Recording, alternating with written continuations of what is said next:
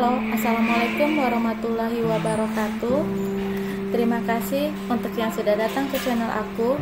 Kalau belum subscribe, tolong jangan lupa di subscribe, kemudian bunyikan lonceng, dan jangan lupa kasih like serta komentar biar aku makin semangat ya. Penantian dalam Cinta, episode 259, Semakin Sayang. John akhirnya menganggukkan kepalanya dan melepaskan istrinya. Dengan cepatnya keluar dari kamar sebelum suaminya berubah pikiran. Ingat ya, jaga Anom, jangan buat dia nangis, pesannya sebelum menutup pintu. Oke, dengan yakin ia mengangkat jempolnya. Senyum masih tercetak di bibirnya, meskipun istrinya sudah pergi dari pintu kamar, sudah tertutup rapat. Entah mengapa, John selalu merasakan jatuh cinta setiap kali bersama dengan Nina. Bahkan, ia tidak bisa menutupi sedikit saja rasa cinta itu. Dari sikap, tatapan mata, cara berbicara, tidak jelas seperti apa besar cintanya. John berganti pakaian dengan baju kaos dan celana yang panjangnya di bawah lutut. Ia naik ke atas tempat tidur dan berbaring di sebelah bidadari kecilnya, sambil menatap wajah cantik putri mungilnya. Ibu kalian benar-benar pintar buat anak yang cantik dan juga ganteng, Johan memuji istrinya. Wajah putra sulungnya begitu sangat tampan, begitu juga dengan wajah putri bungsunya. Bukan ibu kalian yang pandai, tapi ayah pintar cetaknya. Johan dengan bangga memamerkan kehebatannya dan bayi yang baru berusia 40 hari. Anak ayah, hari ini kita potong kambing ya, nanti rambutnya juga dipotong, dan berkata dengan menarik hidung putri kecilnya. Kesalahan terbesar Nina menitipkan anaknya kepada sang ayah, karena faktanya pria itu sedang sibuk membangunkan anaknya sedang tertidur lelap. Diciumnya pipi dengan gemas berulang kali, hingga bayi cantik itu menggeliat ketika merasa geli terkena kumis tipis dan jenggot ayahnya. Dan semakin gemas ketika melihat Anom yang sudah menggeliat. Diciumnya bibir, kemudian menarik-narik hidung dan sedikit menggigit jari kecil Anom. Bayi cantik itu mulai merasa risih karena tidurnya terusik. Pada akhirnya ia bangun dan menangis. Melihat putri kecilnya menangis, Johan tampak bingung. Selama ini ia hanya memiliki kemampuan membuat menangis Anom dan tidak pandai mendiamkannya lagi. Anak ayah, jangan nangis, ibu lagi kerja. Dia mengusap-usap pipi putrinya. Namun bayi mungil itu tidak menghiraukan ucapan ayahnya. Suara dagingnya semakin keras memenuhi ruang di dalam kamar. Kita cari ibu di luar ya. Dia beranjak dari tempat tidur dan menggendong bayi mungilnya. Anak ayah haus ya. Dia buka pintu dan berjalan menuju ke ruang tamu untuk mencari istrinya. Ibu mana? Johan bertanya kepada pelayan melintas di depannya.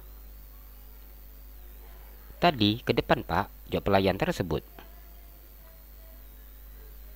Kasih tahu ibu ya untuk ke kamar, Anom nangis. Bila sudah seperti ini, hanya Nina yang dicari Johan. Baik pak, jawab pelayan yang kemudian pergi. John kembali masuk ke dalam kamar sambil terus menggendong bayi mungilnya. Kemana ibu ya nak? Kenapa lama sekali? Dia terus mencoba mendiamkan putri kecilnya. Tatapan matanya mengarah ke pintu yang terbuka. Dilihatnya Nina yang masuk ke dalam kamar. Sayang ayah, jangan nangis lagi. Itu ibu datang. Tuh kan, tadi sudah dibilangin. Jaga, jangan digangguin. Nina mana suaminya dan mengambil Anom. Mas nggak ganggu kok, jawab Johan. Ada diganggu ayah ya. Ini pipi sampai merah-merah, pasti kena kumis dan jenggot. Nina menampi putrinya yang sudah merah-merah karena ulah suaminya. Johan diam tanpa bisa mengelak. Cuma cium dikit, jawabnya kemudian. Kalau cuma dicium dikit, pipi nggak merah, Anom juga nggak nangis. Nina duduk di tepi tempat tidur dan memberikan ASI untuk putrinya. Johan hanya diam sambil air ludahnya ketika melihat tabung berisi ASI yang berwarna putih bersih dan padat tersebut. Adek, habis Anom mas ya? Pintanya tanpa rasa malu. Matanya memandang tanpa berkedip. Mas, Ina menang Johan dengan mata yang terbuka lebar. Pelit amat sih sama suami. Jangan aneh-aneh, Mas. Johan hanya tersenyum ketika melihat kemarahan istrinya.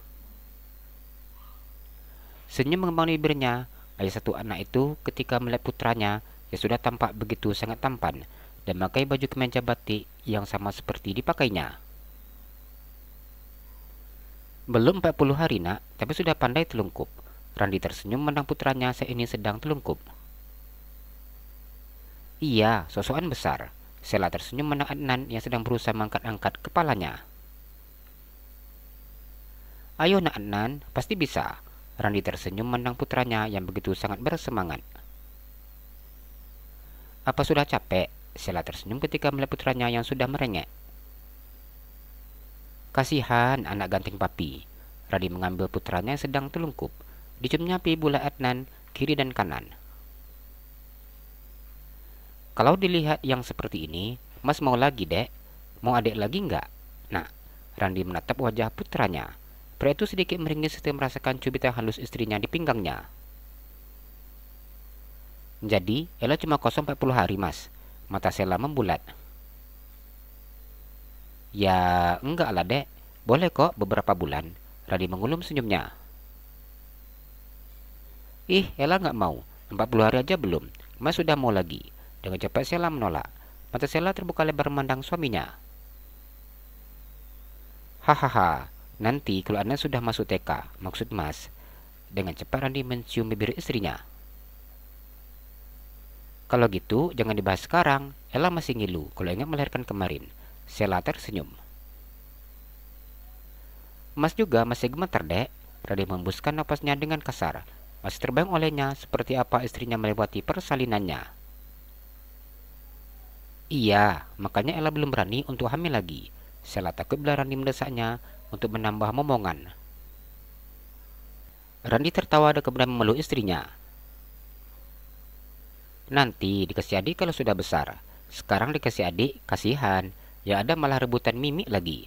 Randi tersenyum dan mencium pipi putranya dengan gemas. Iya, rebutan sekali 3. Sekarang Mas ngalah, Dek.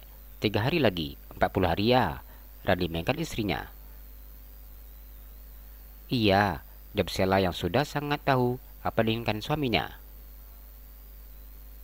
Akhirnya tinggal nunggu 3 hari lagi. Randi menghembuskan nafasnya dengan kasar. Sela hanya tersenyum malu-malu ketika melihat suaminya. Apa adik sudah siap? Randi menang Sela yang sudah sangat cantik. Di acara akikah adik dan putranya, mereka memakai baju seragam yang sama motif, namun beda warna. Randi beserta anak dan istrinya memakai baju batik warna biru, sedangkan Johan bersama dengan istri anaknya memakai baju batik warna merah. Sudah Mas, Sela tersenyum.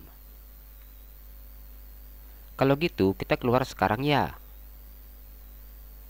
Iya Mas, Sela mengatakan suaminya. Mereka kemudian keluar dari dalam kamar.